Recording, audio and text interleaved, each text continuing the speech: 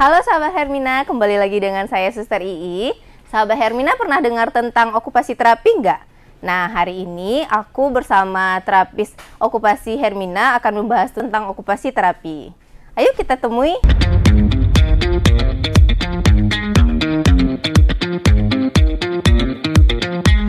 Nah, sahabat Hermina, saat ini aku udah bersama salah satu terapis okupasi kita, yaitu Nurul Fadila. Biasanya teman-teman terapi di sini manggilnya Kak Dila. Hai Kak Dila. Hai Kak Ii.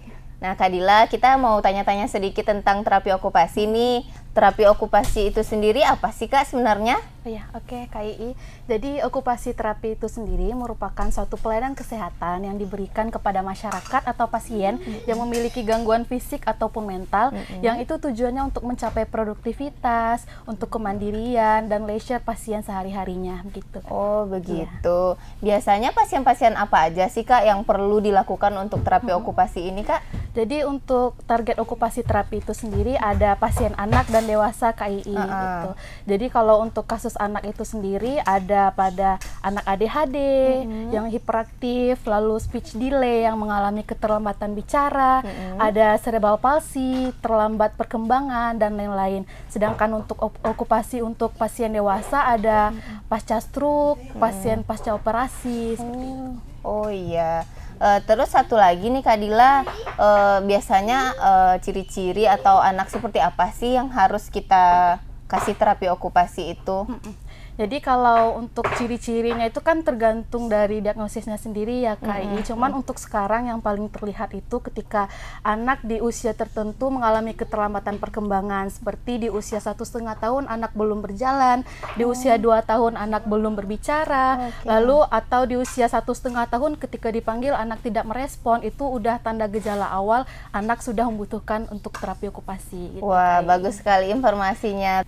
Nah Kak Dila, tadi kan udah disebutin lagi banyaknya kasus-kasus seperti speech delay atau ADHD itu, biasanya itu penyebab utamanya seperti apa sih Kak Dila?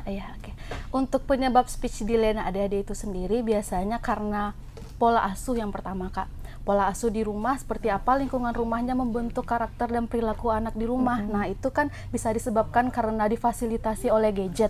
Gadget itu sendiri bisa dari HP yang itu dikasih seharinya berjam-jam, atau anak dikasih TV, atau dalam sehari anak kurang adanya komunikasi dengan lingkungan rumah. Itu bisa menyebabkan anak mengalami keterlambatan bicara dan bahkan ADHD gitu kan. Oke. Oh berarti untuk penggunaan gadget ini kita harus ada pemantauan dari orang tua dan dibatasi waktunya berarti ya Kak Dila ya? Bahkan kalau gadget untuk anak di bawah 1 tahun itu tidak disarankan. Oh belum disarankan ya. Oke, terakhir Kak Dila, boleh nggak berbagi tips kira-kira sahabat Hermina untuk mencegah terjadinya speech delay atau ADHD atau penyakit lainnya yang mengharuskan untuk terapi itu apa aja ya Kak? Kalau untuk tips di rumah ya Kak, yang pertama diperhatikan itu oleh orang tua, perhatikan setiap tahapan pertumbuhan dan perkembangan anak. Karena di setiap usia kan anak memiliki pertumbuhan dan perkembangan tertentu ya Kak. Nah itu orang tua juga harus mengetahui dan memantau setiap waktunya. Nah yang kedua, pola asuh di rumah harus benar-benar dijaga Kak. Bagaimana seharusnya waktu anak dihabiskan sehari-hari, kapan waktunya anak bermain, kapan waktunya anak tidur dan belajar, itu perlu diperhatikan. Dan yang ketiga, untuk penggunaan gadget itu benar-benar harus dipantau dan dibatasi oleh orang tua gitu Kak. Oke, baik. Terima kasih Kak Dila, informasinya sangat bermanfaat. Nah, sahabat Hermina, itu dia tadi informasi tentang terapi okupasi dari Kak Dila.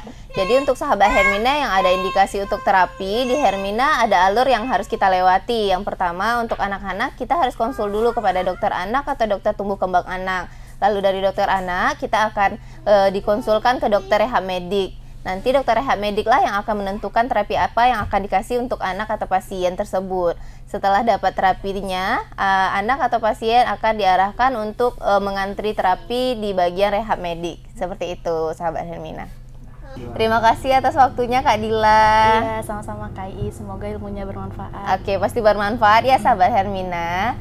Oke sahabat Hermina, sampai ketemu lagi di podcast selanjutnya. Bye-bye.